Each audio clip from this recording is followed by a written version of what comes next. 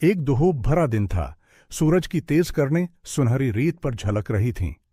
एक बंदर, जिसका नाम मानू था, भटकता भटकता एक सुनसान सहरा में जा निकला। प्यास से निढाल, थकन से चौर, वो एक छोटे से टीले पर चढ़ गया ताकि कोई साया या पानी तलाश कर सके। अचानक उसकी नजर एक चमकदार चीज पर पड़ी।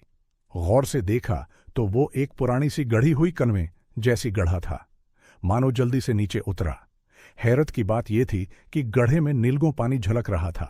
खुशी से झूमते हुए मानो ने सोचा, अगर मैं ये पानी पूरे सेहरा में फैला दूं तो ये बंजर जमीन भी गुलजार बन सकती है। वो दौड़ा दौड़ा एक पुराना लोहे का पाइप ढूंढ लाया, जिसे किसी करीबी तबाह शुदा कीमत से खींच लाया था।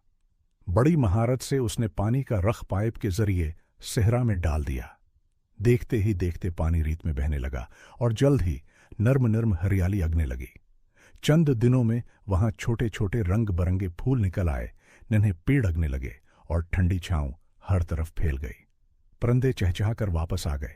हिरन, खरगोश, फाख्ताएं और ततलियां उस नए जंगल जैसे सहरा में खुशी खुशी रहने लगे।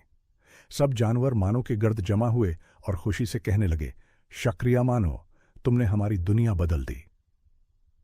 मानो मुस्कुराया, दरख्त के एक ठंडे साए में लेट गया और आसमान। अगर आपको बंदर मानू की कहानी पसंद आई तो जल्दी से सब्सक्राइब करो।